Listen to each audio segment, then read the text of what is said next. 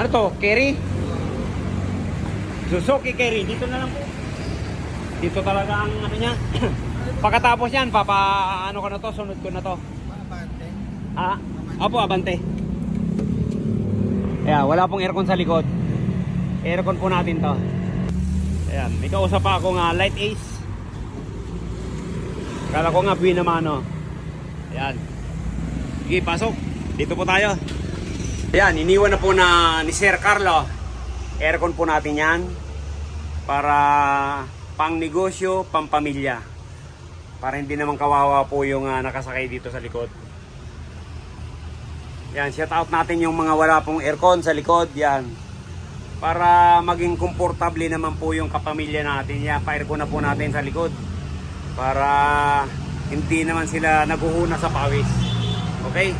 Okay, maraming salamat, Sir Carlo. Yan, iniwan na po. Thank you.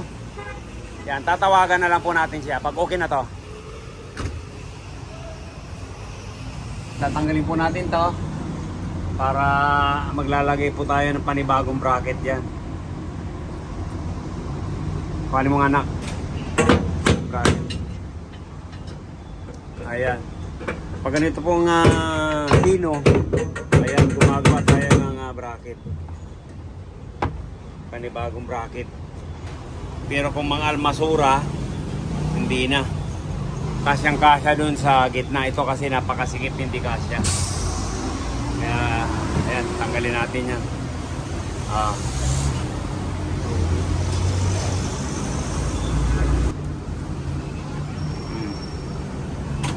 Saka kakabit natin yung bracket dyan. Sukat-sukat. Para malibil po natin yung kung ilan yung haba. Sumobra kasi. Kaya kailangan natin tanggalin yung hawakan.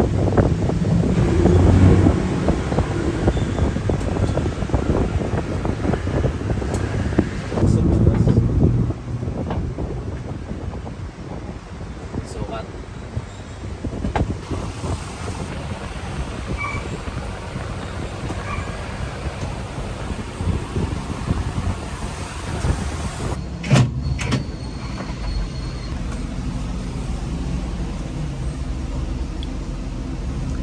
Para walang sablay yung sukat natin. Gas. Pakatigas po.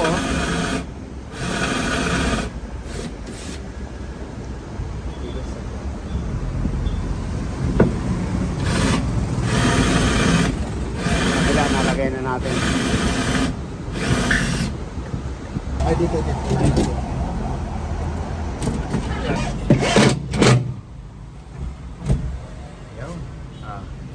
Mounting na po. Saka babalik natin yung ano dito, putol na. Pinakahawakan.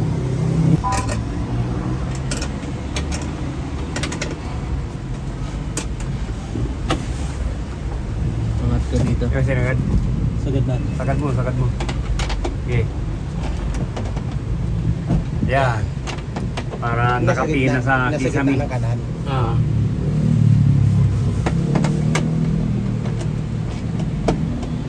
Parang hangin pa baba. Tama na. Magkakaroon string. Okay. Ayan na. Yung handle po ito. Tornilyuhan. Yan. Puputulin na lang dito.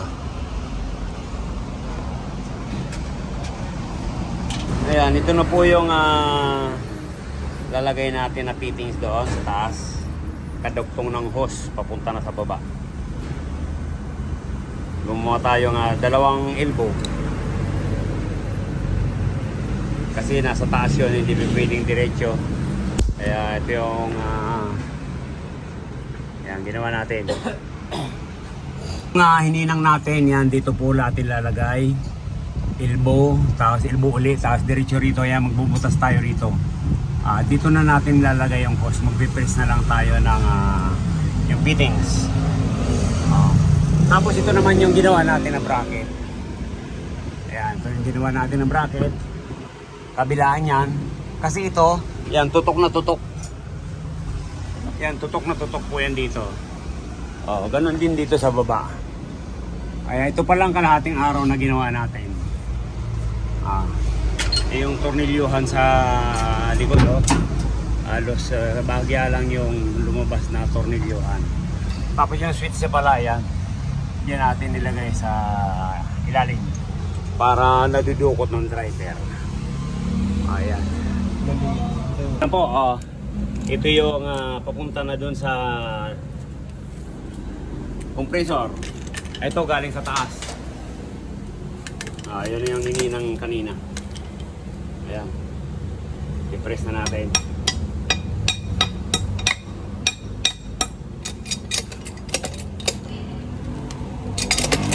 Press natin mano-mano lang.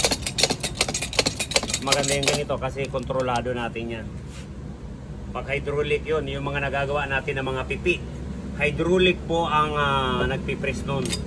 Kaya hindi natin kontrolado. Makita mo yan, yung ganitong butas, minsan ganyan na lang. Kaya mas maganda po yung mano-mano. Yung hydraulic hanggang umiipit pa yun, sige lang. Ayan, kabit na natin doon.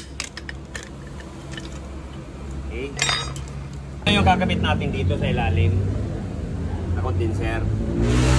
Kasi ako, pag nagkakabit ng aircon dito sa likod, hindi po ako nagkakabit na walang condenser. Lagi po tayo may condenser. Ayan.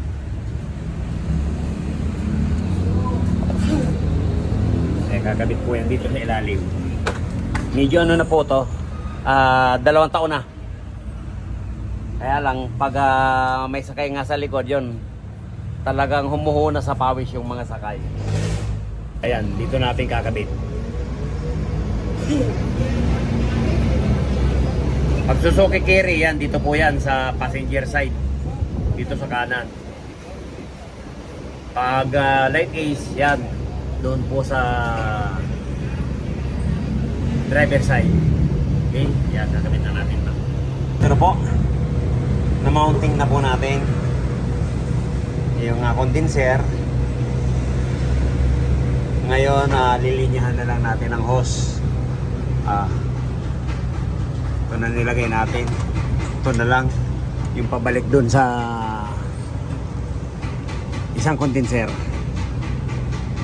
Okay. Tapos pagkatapos nito, yun, yung evaporator naman dun sa taas. Yun may kakabit natin.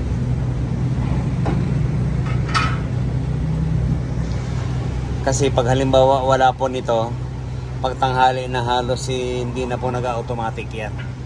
Nawawala na rin po yung lamig. Yan ang kagandahan na may condenser. Sa lahat na kinabitan namin, lahat may ganito. Hindi po kami nag-install ng rear aircon na walang condenser. Hindi po natin pwedeng basihan yung mga Avanza na kahit dual sila, tapos isa lang ang condenser. Kasi ang evaporator po no napakaliit. Ay ngayon ang kinakabit natin malaki. Kaya hindi pwedeng wala tayo nitong condenser. Kaya basta magkabit tayo ng rear aircon, yan, lagi tayo magkabit ng isa pang condenser. Okay? Unang mga gawaan natin dati, yung linya ng papuntang condenser, yan, pinutol natin, tapos pinapunta muna natin doon sa bagong nilagay natin. Tapos nakabalik siya. Tapos ito naman, dito tayo naglagay ng union Y. Papunta yan dito sa taas, sa likod ng evaporator. Ayan. Dito po kasi ang maluwag, kaya dito tayo nagkabit ng union. Bubutas na lang tayo. Naikabit na natin yung evaporator sa likod. Ayan na. Gagawa muna tayo ng bracket. Sa likod yung pinaka-ground. Ito na po yun. compact po yung ginagawa natin. Yung mga bracket yan pero mas matibay ito. Hindi po natin ginagamit yun.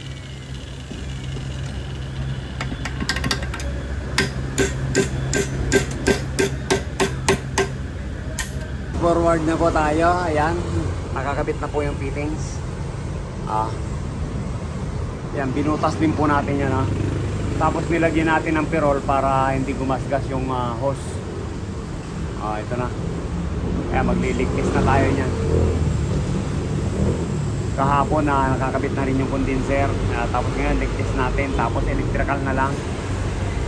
Ayan. Ito po yung pig press natin kanina. Ito rin yung kaduktong nung dalawang L. Ayan, nakabitan na natin ng gauge. Ayan, magliligtis na tayo. Tapos electrical na lang. Ayan na.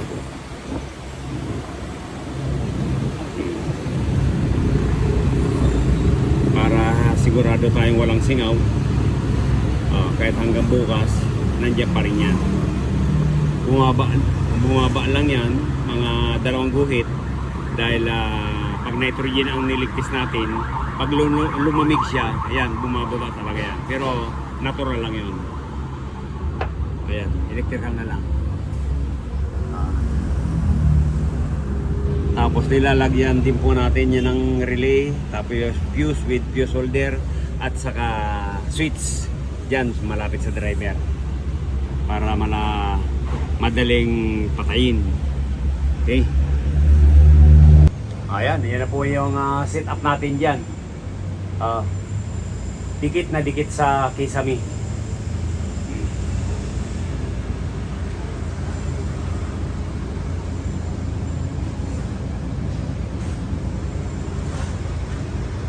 Ayan, gumawa tayong panibagong bracket. Tapos ngayon, electrical na lang. Ayan yung toggle switch. Para dito na lang pinapatay yung supply sa likod.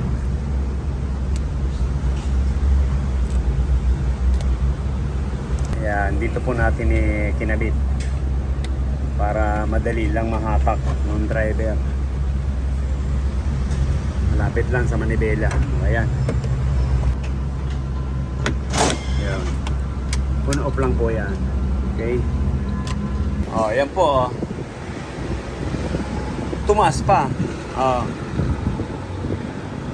Pero 200 ano lang yan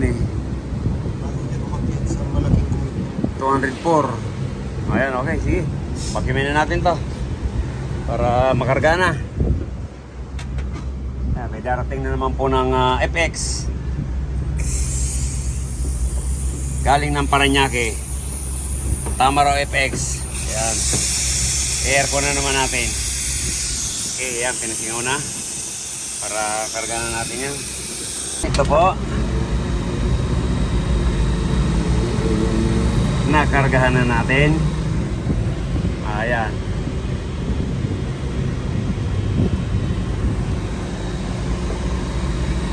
Dalawang taon bago na pa aircon. Yung Suzuki Carry. Ito yung karga niya. 50, yan, 180. Okay na to. Yan, check natin ang lamig dito. Wow. Yan na po. Sumasalubong na. Yan, hindi na maghuhunas ng pawis yung mga sakay dito. Magja-jacket na sila. Ayan sir, okay na. Kuhanin nyo na to. Ayos ng buto-buto. Palayo dito, bukas ang pinto. Yan, abot na abot ang aircon. Naka number 1 lang yan.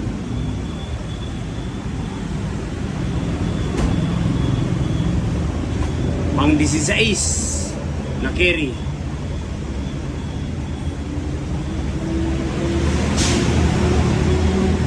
Tolo, bahang-baha na.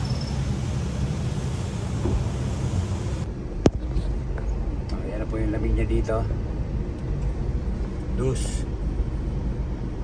10, mechanical. 14. Ayan, -1 na po dito sa scanner natin. Dito 6. Dito sa mechanical natin, yan, 11. Okay. Okay na to. Yan, napakainit ng panahon. Good, yan, check naman natin ang lamig. Kung wow, parang nasa hotel. Wow, ang lamig. Tingnan niyo po ang panahon, napakainit ng panahon. Ano bang number to? Number 1 lang. Ayan, nasa number 1 lang pala.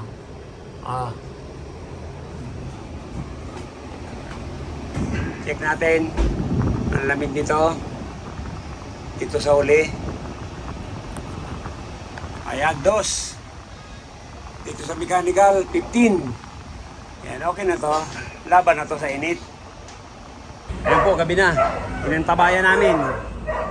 Kahit gabi na, tinubos. Ayan, ngayon lang po kukunin. Anong oras na? 9:30. Ayan, nandiyan na po ata yung may-ari. Tama nga, 9:30 ng gabi.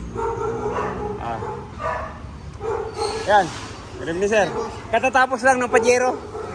Kaya tama-tama ka ako. Ayan, inantabayan na kita. Okay na sir, tinan mo yung likod.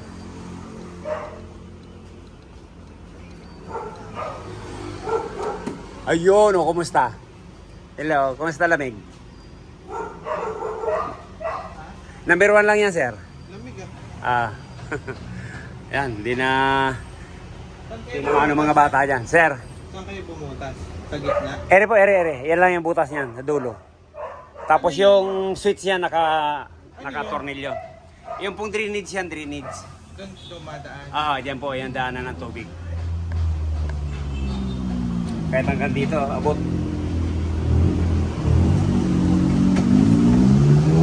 Yan, sir. Number 1 lang yan. Ha? Ano yung sir? Hindi, may switch din yan doon. Nilagyan ko rin yan. Meron din, ituturo ko rin sa'yo. Ayan, number 1 lang yan. Tagal din namin, ano yan, pinanda yan. Yan, ito lang po yan, binutas namin dyan.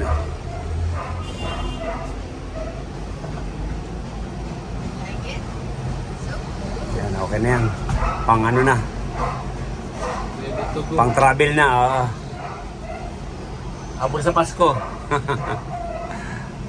Saman ito. Ayan. Ayan, patayan. Pero pwede mo naman patayin dito. Malapit lang eh. Kakapain mo lang ng ganun eh. Ayan. Pero nilagyan natin dito para kahit hindi ka na umabot doon. Pagbaba mo, sabay patay. Ayan. Saka sabay din yan sa susi. Pag pinatay mo sa susi, patay na yan. Po ito bago napa-aircon. Yan, 2 taon na po yan. Okay na to. Thank you. Maraming salamat. Yan, kung bago lang po tayo sa ating channel, yan, pa-subscribe naman po, Rocky Royce, para updated po tayo sa mga bagong video natin. Yan, shout out po natin yung mga ka-Rocky Royce, kahit saan dako man po kayo ng mundo. Yan, ingat po tayo palagi. Bye-bye. God bless you all. Thank you, sir. Maraming salamat. Pag nagka-problema, saglit mo na lang. Malapit naman tayo.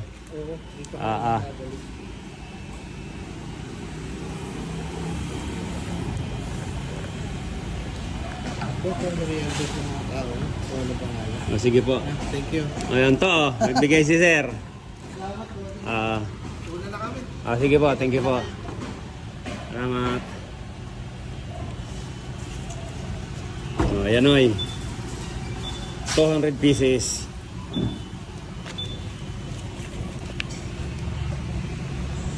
Thank you po. Maraming salamat. Yan, kahit po gabi na inabangan natin para bukas, yan, malinis na naman tayo. Ibang kliyente na naman ang haharapin natin. Kaya lang bukas pupunta po ako ng Batangas. Maraming papilis pa tayong inaayos doon.